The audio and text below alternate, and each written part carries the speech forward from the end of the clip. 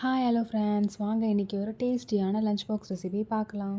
இன்றைக்கி பார்க்க போகிற ரெசிபி என்னோடய ஃபேவரேட்டுன்னு கூட சொல்லலாம். பிகாஸ் என்னோடய காலேஜ் டைம்லலாம் இந்த கேரட் முட்டை சாதம் தான் அதிகமாக எங்கள் வீட்டில் செஞ்சு கொடுப்பாங்க. இன்றைக்கி அதை தான் நான் செய்ய போகிறேன். ரெசிபி செய்ய என்னென்ன இன்க்ரீடியன்ட்ஸ் எல்லாம் தேவைன்னு சொல்லிட்டு பார்த்துக்கலாம். ஃபஸ்ட்டு 2 கேரட்டை நல்லா சீவி எடுத்துக்கலாம். அப்புறம் வெங்காயம், தக்காளி, பச்சை மிளகாய், கருவேப்பிலை, 3 முட்டை, 1/2 teaspoon garam masala, 1/2 teaspoon chilli powder, 1 spoon Kashmiri மிளகாய்த்தூள், 1 ஸ்பூன் பெப்பர் தூள், இது எல்லாத்தையும் எடுத்து வச்சுக்கலாம். இப்போ ஒரு கடாயில் தேவையான அளவுக்கு எண்ணெய் ஊற்றி கடுகு, சோம்பு இதெல்லாம் போட்டு தாளிச்சிட்டு வெங்காயம், பச்சை மிளகா, கருவேப்பிலை இதெல்லாம் போட்டு நல்லா வதக்கிக்கலாம். கூட மஞ்சத்தூளும் கொஞ்சமாக தேவையான அளவுக்கு உப்பும் போட்டு நல்லா வதக்கி விட்டுக்கலாம். வெங்காயம் நல்லா வதங்கின பிறகு நறுக்கி வச்சுருக்க தக்காளி சேர்த்துப்போம். வெங்காயம், தக்காளி எல்லாமே நல்லா வதங்கின பிறகு நம்ம எடுத்து வச்சுருக்க மசாலாவும் கேரட்டும் போட்டு நல்லா ஒரு பரட்டி தேவையான அளவு தண்ணி ஊற்றி கேரட்டை வேக வச்சுக்கலாம். கொஞ்ச நேரம் மூடி போட்டு வேக வச்சுக்கோங்க. அதுக்கப்புறம் இது போல் 3 முட்டை உடைச்சி நடுவில் சேர்த்து நல்லா கிண்டி விட்டுக்கிட்டே இருங்க. அந்த கேரட் மசாலா எல்லாமே ஒன்று சேர்கிற அளவுக்கு முட்டை கூட சேர்த்து கிளறி விட்டுக்கோங்க. முட்டை பொடிமா ஸ்டேஜ் வர அளவுக்கு நல்லா கிண்டி விட்டுக்கிட்டே இருக்கணும்.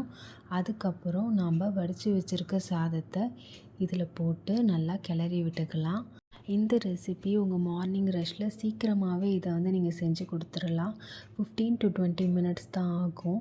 ஸ்கூல், காலேஜ் போகிற பிள்ளைங்களோ இல்லை ஆஃபீஸ் போகிறவங்களுக்கோ இந்த ரெசிபி செஞ்சு கொடுத்துட்டு எப்படி இருக்குது அப்படின்னு கேட்டுட்டு மறக்காமல் உங்களோட ஃபீட்பேக்கை கமெண்ட்டில் சொல்லுங்கள். இதுக்கு சைட் டிஷ்ஷாக காயின் பொட்டேட்டோ பண்ணலாம். இது ரெண்டுத்தோட காம்போ செம்ம டேஸ்ட்டாக இருக்கும். இப்போ ஒரு 4 உருளைக்கிழங்கு எடுத்துகிட்டு அதோட தோல்லாம் நல்லா சீவிட்டு ரவுண்டாக ஸ்லைஸாக கட் பண்ணி எடுத்துக்கலாம். 1 ஸ்பூன் குழம்பு மிளகாய்த்தூள், 1 டீஸ்பூன் சீரகம், அப்புறம் தேவையான அளவுக்கு உப்பு போட்டுட்டு 1/2 ஸ்பூன் கரம் மசாலா போட்டுக்கலாம். அதுக்கப்புறம் கொஞ்சமாக எண்ணெய் ஊற்றிட்டு பொடியாக நறுக்கி வச்சுருக்க கருவேப்பிலையை நல்லா சேர்த்து நல்லா இது போல் பிசைஞ்சு விட்டுக்கோங்க. மசாலா நல்லா அந்த பொட்டேட்டோவில் இறங்குற அளவுக்கு நல்லா பிசைஞ்சு விட்டுக்கலாம்.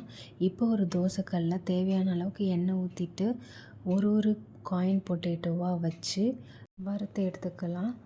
2 சைடுமே நல்லா வேகிற அளவுக்கு வறுத்து எடுத்துக்கணும். இந்த காயின் பொட்டேட்டோ சைட் டிஷ் தயிர் சாதத்துக்கு, லெமன் சாதத்துக்கு, சாம்பார் சாதம், மாங்காய் சாதம் அப்படின்னு சொல்லிட்டு வெரைட்டி ரைஸ்க்கோ இல்லை சாம்பார் ரைஸ்க்கோ வச்சு சாப்பிட்டா ரொம்பவே டேஸ்ட்டாக இருக்கும். குழந்தைங்களும் டிஃப்ரெண்ட்டாக இருக்குது அப்படின்னு விரும்பி சாப்பிடுவாங்க. இந்த காயின் பொட்டேட்டோ சைட் டிஷ்ஷாக லஞ்ச் பாக்ஸில் பேக் பண்ணி நான் ஆஃபீஸ்க்கு எடுத்துகிட்டு போனால் சீக்கிரமாகவே காலி ஆகிடும். ஏன்னா அந்தளவுக்கு இந்த காயின் பொட்டேட்டோவுக்கு என்னோடய ஆஃபீஸில் ஃபேன்ஸ் அதிகம். அவ்வளோதான். இப்போ காயின் பொட்டேட்டோவும் ரெடி ஆகிடுச்சு, கேரட் முட்டை சாதமும் ரெடி ஆகிடுச்சு. இப்போ லஞ்ச் பாக்ஸ் பேக் பண்ணிட வேண்டியதுதான். இப்போ அந்த கிளறின சாதத்தில் உப்பெல்லாம் கரெக்டாக இருக்கா அப்படின்னு செக் பண்ணிவிட்டு அதை ஒரு பாக்ஸில் எடுத்து வச்சுக்கிறேன். இன்னொரு பாக்ஸில் காயின் பொட்டேட்டோ தான் எடுத்து வச்சுக்கிறேன். அவ்வளோதான், லஞ்ச் பாக்ஸும் பேக் பண்ணியாச்சு.